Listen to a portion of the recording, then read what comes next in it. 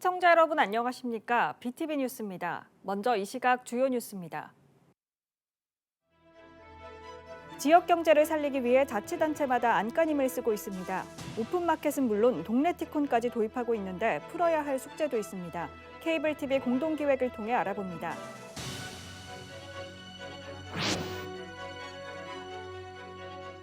우리 동네 착한 가게 시간, 오늘은 서구의 5,000원짜리 시락국밥집과 4,000원짜리 국수 가게를 소개합니다.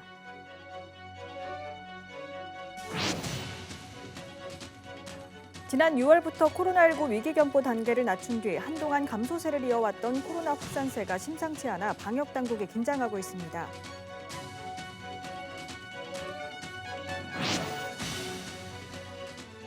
사상구 삼락동 옛 사상경찰서 부지에 수영장과 다목적 체육관 시설을 갖춘 복합문화센터가 들어설 예정입니다. 삼락복합문화센터는 오는 26년 개관을 목표로 하고 있습니다.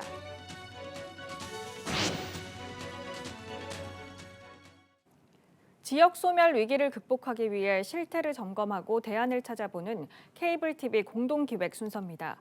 오늘은 자치단체들의 경제 활성화 방안들을 살펴봅니다. 지역 경제를 살리기 위해 다양한 사업들이 진행되고 있는데요. 먼저 서울시 생활상권 활성화 사업을 딜라이브 천서연 기자가 소개합니다. 서울시가 생활상권 활성화 사업을 시작한 건 지난 2021년. 주민들이 생활 중심지 반경에 위치한 동네 상점을 이용하면서 주민과 상인 간의 단골 관계를 형성하고 이를 통해 지역 소비 활성화를 이루자는 게 취지입니다. 현재 서울에서는 11개 지역에서 생활상권 활성화 사업이 추진되고 있습니다. 어떤 방식으로 진행되는지 대표적인 곳들을 찾아가 봅니다. 송파구 가락동에는 세러데이 가락이라는 마을 행사가 있습니다. 상권 활성화를 위해 상인들이 가게들을 통째로 옮겨와 여는 오픈마켓입니다. 소소하게 좀 이벤트를 하다가 이럴 거면 아예 우리의 브랜드를 한번 만들어보자 해서 라이프스타일 관련된 이제 마켓 브랜드를 만들게 됐어요. 이제는 하루 3,000명 정도가 방문하는 마을의 큰 행사로 자리매김했습니다. 행사를 통해 동네 상권은 조금씩 외부에 알려지고 있는 상황입니다. 소중한 것들을 이제 한꺼번에 볼 수 있다는 이런 장소가 없는 것 같고, 그다음에 그래서 여기가 더 핫플이 되어가고 있는 것 같아요. 이번 주 토요일 얼마나 기다렸는지 몰라요. 종로구 창신동에는 동네 가게에서 사용 가능한 기프티콘을 도입했습니다.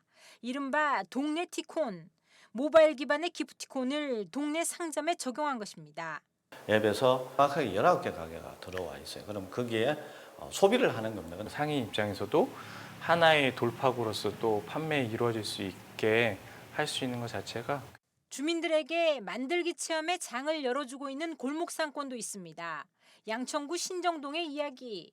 20여 개 커피집 사장님들이 커피 찌꺼기를 모으고 이를 점토로 다시 만들어 마을 체험 프로그램의 소재로 활용하고 있습니다. 커피로 만드니까 커피 향기가 나긴 나는데 질감이 살짝 달라져서 신기해요. 상인분들께 되게 감사한 생각이 드네요. 나중에 다시 또 상가도 좀 찾아뵙고 싶고 그러네요. 동네 가게에서 음악회를 열고 전자상거래나 정기구도까지 시도하고 있는 골목상권의 사람들. 소소한 일들이지만 모두가 지역 소비 활성화라는 큰 목표를 갖고 있습니다. 딜라이브 뉴스 천서연입니다. 케이블 TV 공동기획 지역 상권을 살리기 위한 지자체의 다양한 정책들 살펴보고 있는데요. 이번엔 전라남도 해남으로 갑니다. 상품을 만드는 생산자와 지역 활성화를 고민하는 지자체, 그리고 케이블 방송사가 협업해 판로 확보에 힘쓰고 있다고 하는데요. LG엘로비전 고정민 기자가 소개합니다. 절인 배추 속에 갖은 양념을 바른 뒤 속을 채우는 손길이 분주합니다. 한반도 최남단에 위치한 땅끝마을 해남에서 김치를 만들고 있는 겁니다. 배추와 소금, 양파 등 주요 재료들은 마을 주민들이 직접 키운 농산물입니다. 워낙 소량만 만들다 보니 제대로 수익을 내지 못했지만 2년 전 새로운 기회를 맞았습니다. 한 케이블 TV 방송사의 지역 채널 커머스 방송을 통해 새로운 판로를 확보한 겁니다. 커머스를 만나서 이렇게 좋은 결과도 있었는데 더 많은 성과를 내서 저도 기쁘고요. 맛있는 김치로 정말 보답하겠습니다. 지자체의 반응도 뜨겁습니다. 자체 브랜드를 통해 지역에 맛도전하고 지자체도 알리는 일석이조의 효과를 얻고 있습니다. 그 해남을 알리기 위한 농산물 가공 브랜드가 필요했는데 마침 이제 지역 상생 프로젝트를 하면 어쩌냐 말씀하시길래 좋은 제안을 주셔서 하게 됐습니다. 케이블 TV 지역 채널 커머스 방송은 TV 홈쇼핑 진출이 어려운 지역 농가와 소상공인을 돕기 위해 마련됐습니다. 가격이 폭락하면서 밭을 갈아엎어야 할 처지에 놓였던 전남 고흥의 양파부터 코로나19로 축제가 취소됐던 강원도 화천의 산천어까지 판로 확보에 어려움을 겪던 생산자들이 지역 채널 커머스 방송을 통해 새로운 소비자를 만날 수 있었습니다. 좋은 그 상품을 갖고 있었음에도 불구하고 제대로 판로를 확보하지 못해서 제품을 유통시킬 수 없는 그런 단점들을 좀 보완해주는 그런 효과가 있겠고요. 고객들이 제품을 활발하게 판매할 수 있는 그런 판로가 생김으로 인해서 그런 소상공인들의 경영 측면에 굉장히 중요한 기여를 하는 생산부터 유통까지 지역이 주인공인 지역 채널 커머스 방송. 지역 경제 활성화에 이바지하는 창구로 떠오르고 있습니다. 플로티비 뉴스 고정민입니다. 각 지자체들은 몇 해 전부터 지역 상권 활성화를 위해 경쟁적으로 공공배달 앱을 도입했습니다. 소상공인의 수수료 부담을 낮추고 지역 화폐와 연계한 할인 혜택을 더하면서 큰 인기를 끌었죠. 하지만 배달 이용자가 줄고 지역 화폐 할인율까지 축소되면서 위기를 맞고 있습니다. 이정윤 기자의 보도입니다. 지난 2020년 전국에서 처음으로 공공배달 서비스를 선보인 인천 서구. 지역 화폐 플랫폼을 활용한 최초의 공공배달 서비스로 착한 수수료와 이용자 혜택을 내세웠습니다. 소상공인은 중개 수수료와 마케팅 비용을 부담하지 않아도 되고 소비자는 최대 22% 할인 혜택을 받아 그야말로 일석이조. 선풍적인 인기를 끌자 인천시는 2021년 7월부터 모든 지역으로 서비스를 확대했고 다른 지자체들도 잇따라 공공배달 앱을 선보였습니다. 하지만 코로나19 엔데믹으로 배달 이용자가 감소하면서 공공배달 앱도 위기를 맞고 있습니다. 특히 지역 화폐 할인율까지 줄면서 이용률은 급감하고 있습니다. 인천 지역 공공배달 앱 결제액은 지난 2021년 188억 원에서 지난해 417억 원까지 증가했지만 올해에는 6월 기준 130억 원으로 줄었습니다. 신규 가맹점도 2021년 7,876곳에서 지난해 2,309곳, 올해는 307곳에 불과합니다. 그래도 이음카드 사용자가 많기 때문에 배달도 이음으로 다 하더라고요. 이음카드로. 근데 사용자가 많다 보니까 그래도 배달이 한 달에 10건 정도 이렇게 우리는 와서 먹는 업종이다 보니까 배달이 많진 않아도 있었는데 최근에 작년부터는 거의 배달이 완전히 없었어요. 전문가들은 애초부터 지역 화폐와 연계한 공공배달 앱은 한계가 있다고 지적합니다. 지역 화폐 혜택이 축소되면 이용률은 떨어질 수밖에 없다는 겁니다. 코로나 기간 동안에는 그 사회 활동이 제한되기 때문에 나오기가 어려웠잖아요. 그렇기 때문에 이제 배달을 통해서 음식을 시켜 먹을 수밖에 없었던 거죠. 그런데 이제 지금 엔데믹이 된 가운데서 굳이 배달비를 추가로 지불하면서까지 배달 앱을 이용해야 되느냐. 그런 문제가 있고 또 지역 화폐의 인센티브가 없어졌을 때 과연 공공 배달 앱 자체로 경쟁력을 갖고 있냐. 착한 수수료를 내세워 전국에서 우후죽순 도입한 공공배달앱. 하지만 사업 1, 2년 만에 서비스를 중단하는 지자체가 늘고 있습니다. 민간 배달앱보다 경쟁력이 떨어지고 배달 시장 규모가 줄어들고 있는 만큼 공공배달앱에 대한 면밀한 진단이 필요합니다. BTV 뉴스 이정윤입니다. 지역 소멸 해법을 모색하는 케이블 TV 공동기획 경제 분야를 살펴보고 있는데요. 이번엔 부산과 울산, 경남, 이른바 부울경으로 가봅니다. 특별연합, 경제동맹, 행정통합, 부울경에서 추진했거나 추진 중인 협력체계입니다. 이 중 일부는 폐지됐고 일부는 새로 출범했지만 법적 근거가 부족해 실효성에 한계를 보이고 있습니다. 지역 소멸을 막자는 목표는 확실한데 지자체 간 협력 쉽지만은 않습니다. HCN 박인배 기자입니다. 부산, 울산, 경남. 세 지자체는 지난해 전국 최초의 특별연합을 출범시켰습니다. 정부의 승인까지 받아 법적 근거도 갖췄지만 6월 지방선거 이후 지자체 장이 바뀌면서 동력을 잃었고 올해 초 결국 폐지됐습니다. 그 대안으로 나온 초광역 경제동맹. 이달 공식 출범해 1시간 생활권을 위한 광역철도망, 도로망 구축 등의 협력 과제를 추진합니다. 선도기술이나 선도산업 쪽에 저희가 힘을 합쳐갖고 이 함께할 수 있는 과제들을 좀 발굴을 해서 초기 단계이기 때문에 인프라나 SOC 사업들 위주로 되어 있습니다만 뒤에 설명을 했듯이 앞으로는 교육, 문화, 의료 쪽에도 이제 정말 한 자치단체인 것처럼 관광이라든지 또 소부장 산업이라든지 왕성품 뭐 이런 부분은 우리가 협력을 하면은 얼마든지 이 수도권이 아닌 그보다 더한 것도. 하지만 경제동맹은 특별연합과 달리 협력체 수준의 기구로 추진력이 약할 수 있다는 우려가 나옵니다. 이와 별개로 부산과 경남은 하나의 지자체로 합치는 행정통합도 추진하고 있습니다. 그런데 시도민 여론조사에서 반대 여론이 더 많았고 내용을 모른다는 응답은 안다는 답보다 2배 이상 많았습니다. 지역 소멸, 수도권 1급 체제를 극복하기 위해 지자체 협력의 필요성을 인식하면서도 정작 공감대 형성은 아직 안 돼 있는 셈입니다. 어렵게 완성시켜 놓은 불경 특별 연합 규약 이런 것들을 한순간에 이제 수포로 돌아가고 백지화시키는 그런 결정들을 하게 된 거죠. 저는 한마디로 말해서 조강의 협력에 대한 의지가 그닥 높지 않다. 그리고 그런 것들을 너무 정치적으로 해석하려고 하는 경향이 있다 보니까 때문에 우선 지역 경제의 균형적 성장을 위한 기반부터 다져야 한다는 목소리가 나옵니다. 인구 유출의 요인이 뭐냐라고 했을 때는 양질의 일자리를 찾아서 갔다는 얘기예요. 물론 거기에서도 뭐 주거라든지 뭐 교육 정도는 있겠지만은 가장 많이 차지하고 있는 건 양질의 일자리라는 거죠. 지역 경제, 지역 발전과 긴밀하게 연계를 해야 된다. 시도민의 합의를 이끌어내는 과정에도 활발한 논의와 체감도 높은 공동 전략을 발굴하는 게 중요합니다. 실현 가능한 아젠다들을 세팅을 잘하고 그다음에 주민들한테 이걸 통해서 우리가 어떤 종류의 초강력 협력을 통해서 어떤 종류의 어떤 지역 발전을 꾀할 수 있다라고 하는 비전을 좀 제대로 제시하는 이런 것들이 저는 당장에 필요하다. 전문가들은 무엇보다 정치적 이해 관계와 이로 인한 소모적 논쟁에 발목이 잡혀선 안 된다고 입을 모읍니다. HC 뉴스 박인매입니다.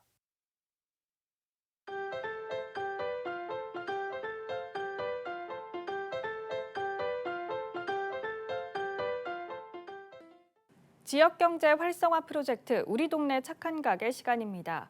오늘은 고소한 진국의 시락국밥과 멸치국수를 전문으로 하는 서구의 착한 가게를 찾아가 봤습니다. 서구 공동어시장 맞은편에 있는 한 분식집. 안에 들어가니 분식은 없고 정식이 눈에 띕니다. 쟁반 가득 차려진 정식이 예사롭지 않습니다. 반찬 가지수만 9가지, 생선구이와 매운탕은 때마다 달리 나온답니다. 이렇게 나온 정식 가격은 8,000원. 간편하게 먹고 싶다 하시면 시락국을 시키면 됩니다. 구수한 시락국에 달걀 후라이까지 포함된 7가지 반찬이 나오는데 가격은 5,000원입니다. 이 가게 간판엔 분식이라 써있는데 물어보니 떡볶이나 어묵은 찬바람 불 때 장사한답니다. 주인장 경력은 6년, 첫 장사집이라고 하는데 손맛이 예사롭지 않습니다. 여기에 셀러리맨들이 오면은 하루 10,000원 가지고 밥도 먹고 담배도 살 수 있는 그걸 제가 계속 생각을 하면서 시작을 했는데 이제 물가가 오르고 나니까 올려야 될 것 같은 느낌을 받지만 또 되돌아보면 그 작은 돈으로 가지고 하는데 처음 마음을 잃지 않기 위해서 이 가게 새벽 4시에 문을 열어 점심까지 팔고 일요일은 쉰답니다. 참 배달은 안 됩니다. 다음으로 찾아간 곳은 동대 신동에 있는 국수집입니다. 멸치국수가 전문인데 국물 맛이 아주 진합니다. 멸치 향이 강한데 비리진 않습니다. 비빔국수엔 콩나물, 오이, 양배추, 여기에 김가루까지 들어가 식감도 맛도 시원합니다. 멸치국수는 4,000원, 비빔은 5,000원. 그런데 가게 들린 손님들 메뉴는 제각각입니다. 여름 별미인 콩국에서부터 선지국에다 비빔밥까지 모두 6,000원이면 맛볼 수 있습니다. 첫째는 저렴하고 싸고 음식이 간이 맞아요. 선지국도 있고 콩국도 있고 비빔밥도 있고 또 종류가 여러 종류고. 이 가게 주인장도 여기서 장사한 지 6년 차. 하지만 음식점 경력은 30년이나 됐답니다. 저는 제가 직접 하고 또 가게가 저희 집이라서 원가가 좀 절감된다고 봐야지. 그러고 뭐 시장도 좀 큰 시장을 가고 그래서 조금 착하게 너무너무 고맙고 손님들 없어서 우리가 이렇게 운영할 수 있겠습니까? 눈물 나도록 고맙습니다. 이 가게도 점심시간만 문을 열고 일요일은 쉽니다. 우리 동네 착한 가게 김석진입니다.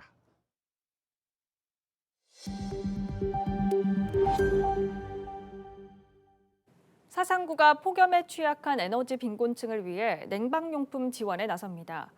사상구는 지역사회보장협의체와 함께 다음 달 31일까지 125세대의 선풍기 등 냉방용품을 지원하는 한편 오래된 창틀 수리와 도배, 장판 교체 등도 진행할 예정입니다.